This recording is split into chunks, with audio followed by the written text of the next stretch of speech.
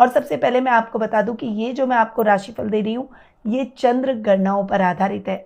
आप इसे अपनी राशि और लग्न दोनों के हिसाब से देख सकते हैं, यानी ये दोनों हिसाब से समान रूप से प्रभावशाली है। सबसे पहले आपके लग्नेश यानी आपके राशि स्वामी और कर्मेश यानी 10th हाउस के लॉर्ड बुध की बात कर लेते हैं। बुध की स्थिति की अगर मैं बात करूं तो बुध नीच के होकर आपके 7th भाव में बैठे हैं। यहाँ पर बुध नीच के होकर भी आपको बहुत अच्छे प्रभाव दिखा रहे हैं। कैसे? क्योंकि बुध के साथ 4 और ग्रह बैठे हैं, शुक्र, राहु, शनि और सूर्य। और शुक्र उच्च के होकर बुध के साथ नीच भंग राज योग बना रहे हैं, क्योंकि केंद्र में ये योग बन रहा है।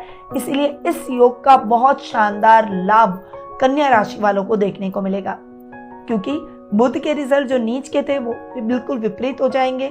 इस हिसाब से लग्नेश और कर्मेश के रिजल्ट बहुत ही अच्छे मिलेंगे। ये माह आपके लिए उत्तम सफलतादायक रहेगा। आपकी कुछ इच्छाएं पूरी होगी, पिता का सही मार्गदर्शन आपको प्राप्त होगा, जिससे आप अपने विजन को क्लियर करके अपने पाथ को क्लियर करते हुए आगे बढ़ेंगे और सफलताओं को सुनिश्चित करेंगे। यदि आईटी फील्ड में है तो प्रमोशन इंक्रीमेंट मिल सकता है। यदि जॉब स्विच करना चाहते हैं तो उसके अच्छे योग मिलेंगे। घर के बड़ों का सही मार्गदर्शन मिलेगा। इस समय कौन सही है, कौन गलत है, कौन अच्छा है आपके लिए, कौन बुरा है, आप इसकी पहचान कर पाएंगे।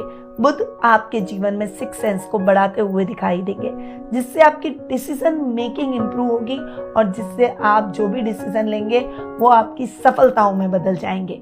तो बुध के रिजल्ट आपको एकदम अपोजिट मिलेंगे। नीच के होने के बावजूद आपको बुध के रिजल्ट बहुत ही अच्छे मिलते हुए दिखाई देंगे। पिता से फाइनेंशियली सपोर्ट मिलेगा। वहीं इस समय आपकी इच्छाएं भी पूरी होगी और घर में मांगलिक कार्यक्रम भी होंगे। जो लोग संगीत से जुड़े हुए हैं, वाद्य यंत्रों से जुड़े हुए हैं, जो लोग कंसल्टेंसी सर्विसेज से जुड़े हुए हैं, उनके लिए भी ये समय बेस्ट रिजल्ट वाला रहेगा। तो बुध के ओवरऑल आपको बहुत अच्छे और बेस्ट रिजल्ट इस माह मिलते हुए दिखाई देंगे। अब आ जाते हैं आपके 2nd और 9th हाउस पर। आपके 2nd और 9th हाउस के लॉर्ड है शुक्र। यहाँ पर शुक्र की बात करें तो वैसे ही मैंने बता दिया कि 7th हाउस में शुक्र उच्च के हो रहे हैं, नीच भंग राजयोग बना रहे हैं। तो शुक्र के रिजल्ट तो आपको बहुत ही अच्छे और बेस्ट मिलने वाले हैं ही। कुटुंब में मान सम्मान बढ़ेगा। घर के बड़ों का मार्गदर्शन आपको प्राप्त होगा। वहीं रोजमर्रा के लाभ का ग्राफ बढ़ता हुआ दिखाई देगा। धन संबंधी समस्याएं खत्म हो जाएगी। आप थोड़ा सा रिलैक्स फील करेंगे। मेहनत आपकी साकार रूप लेगी और मेहनत सफलता में बदल जाएगी।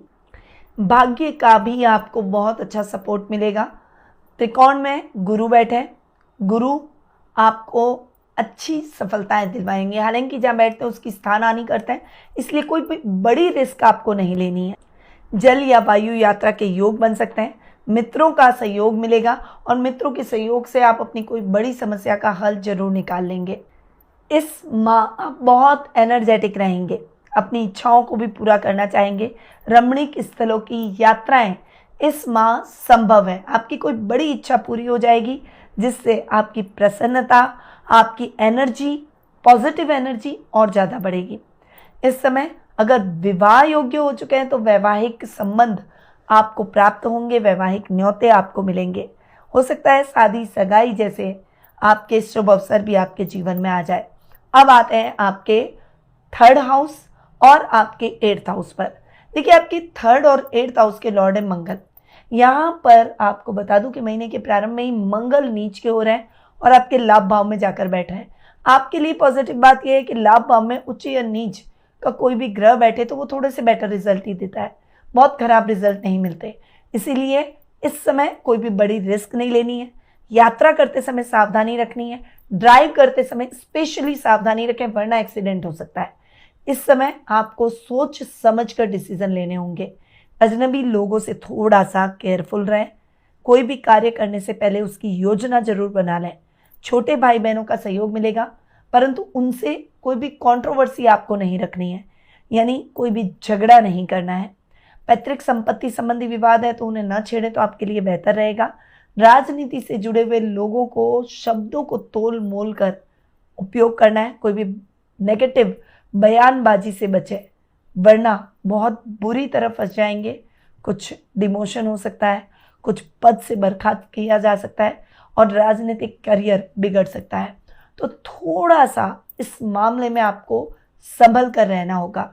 बाकी मंगल लाभ भाव में अच्छे रिजल्ट देते हैं, इसीलिए आपको बहुत ज़्यादा चिंता करने की आवश्यकता नहीं है। अब आते हैं आपके 7th और आपके 4th हाउस पर। 4th और 7th हाउस के लॉर्ड है गुरु। यहाँ पर गुरु वैसे तो देखिए कि 4th हाउस का लॉर्ड है और अपने से षष्ठम बैठा है, और 7th हाउस का लॉर्ड है अपने से 3rd बैठा है, परंतु केंद्र स्थानों का अगर स्वामी है और अगर वो त्रिकोण में बैठ जाए तो वो अच्छे रिजल्ट देता है। गुरु आपको बहुत अच्छे परिणामों से अवगत कराएंगे। 7th हाउस के अंदर 5 ग्रहों की युति हो रही है, 5 ग्रह केंद्र में बैठे। यहाँ पर शुक्र बुध नीचभंग राजयोग बना रहे हैं, वहीं सूर्य राहु का ग्रहण योग भी बन रहा है।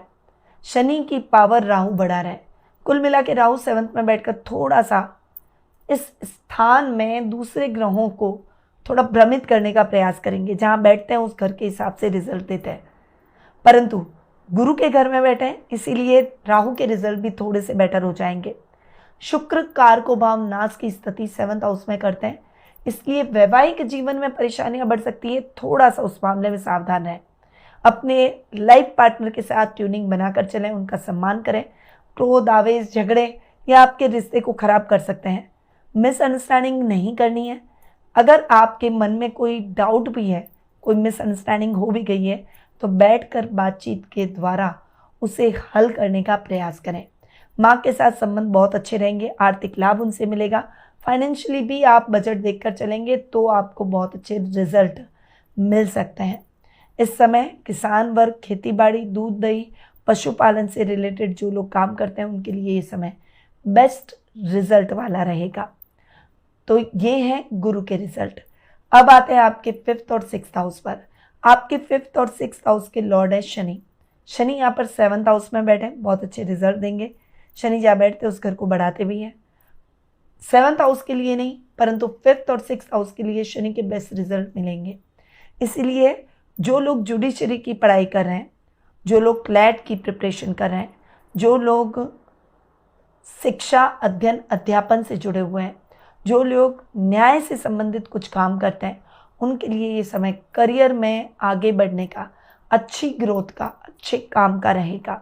इस समय आप अपनी एक अच्छी छवि बनाएंगे, अच्छी पहचान बनाएंगे, प्रसिद्धि भी हासिल करेंगे। वहीं आपके स्वास्थ्य संबंधी समस्याओं से आपको मुक्ति मिलेगी, शत्रु शांत हो जाएंगे, आपकी डिसीजन मेकिंग इम्प्रूव होती हुई दिखाई देगी। तो ओवरऑल शनि के रिजल्ट भी आपको बहुत ही अच्छे मिलेंगे। अब आते हैं आपके सीधे लाभ भाव पर। लाभ भाव की अगर बात करूं तो लाभेश है चंद्रमा, और लाभ भाव में मंगल नीच के होकर आ रहे हैं, परंतु लाभ भाव में कोई भी ग्रह बैठे, उच्च का बैठे, नीच का बैठे, वो बेटर रिजल्ट ही देता है। जल्दबाजी में डिसीजन नहीं लेना है, इस बात का ध्यान रखें। निवेश करते समय लापरवाही से बचें। आपका लेवल और सर्कल बढ़ेगा, सामाजिक मान सम्मान में डेफिनेटली वृद्धि होगी। अब आते हैं आपके 12th हाउस पर। 12th हाउस के लॉर्ड है सूर्य। यहाँ पर सूर्य की स्थिति की बात करूँ तो आधे माह तक आपके 7th हाउस में बैठेंगे, केंद्र में बैठेंगे, और उसके बाद 14 अप्रैल को वे आपके अष्टम भाव में चले जाएंगे और वहां उच्च के हो जाएंगे। 12th हाउस के लॉर्ड का अपने से नवम जाकर बैठना और उच्च का होकर बैठना 14 अप्रैल के बाद का समय तो आपके लिए बेस्ट रहेगा। विदेशों से बड़ी अपॉर्चुनिटी, इंपोर्ट एक्सपोर्ट, हैंडीक्राफ्ट का जो भी काम करते हैं उनके लिए बहुत अच्छा समय रहेगा। अगर आप अब्रॉड में जाकर अपने बिजनेस को एक्सपेंड करना चाहते हैं तो उसके लिए भी ये समय बहुत ही अच्छा रहेगा। कुछ बेटर अपॉर्चुनिटीज़ आपको इस समय मिलती हुई दिखाई देगी, परंतु 14 अप्रैल पहले आपको बड़ी कंट्रोवर्सी से बचना है, कोई भी बड़ा निवेश करने से बचना है, खर्चों पर थोड़ा सा कंट्रोल रखना है, और किसी भी काम में लापरवाही बिल्कुल भी नहीं करनी है। अगर आप गवर्नमेंट जॉब में हैं तो आपको कोई भी नेगेटिव कंट्रोवर्सी से बचना होगा, कोई ट्रैप से बचना होगा, गलत आरोप आप पर लग सकते हैं, उनसे बचना होगा।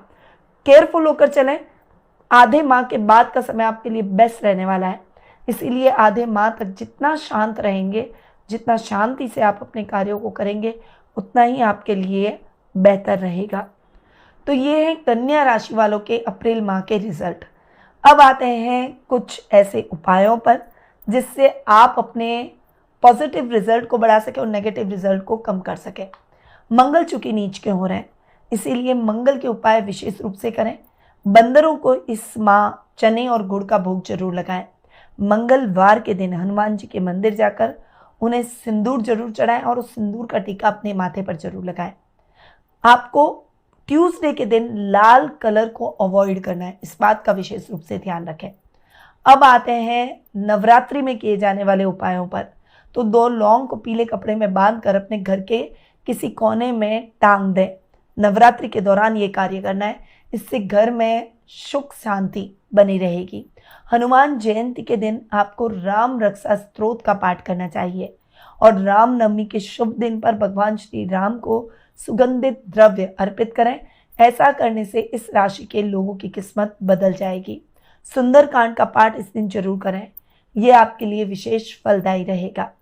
अब ये उपाय जो मैंने आपको बताया ये इस माह करने के हैं, पर यदि आपके मन में कुछ क्यूरियोसिटी चल रही है, कुछ प्रश्न चल रहे हैं, जैसे आपका लकी स्टोन कौन सा है, लकी कलर कौन सा है, आपकी कुंडली में ग्रहों की स्थिति क्या है, कौन से ग्रह नीच के हैं, कौन से ग्रह उच्च के हैं, कौन से ग्रहों का क्या प्रभाव आपको अपने जीवन पर देखने को मिलेगा, कौन से शुभ और अशुभ योग आपके जीवन में बन रहे हैं, आने वाला समय आपके लिए कैसा रहेगा, वर्तमान में जो समस्याएं हैं उनसे आपको कैसे मुक्ति मिलेगी और सही रेमेडीज से आप अपने भविष्य को कैसे संवार सकते हैं। यदि आपके मन में ये सारे क्वेश्चन चल रहे हैं तो आप सही जगह पर आए। आप मुझसे टेलीफोन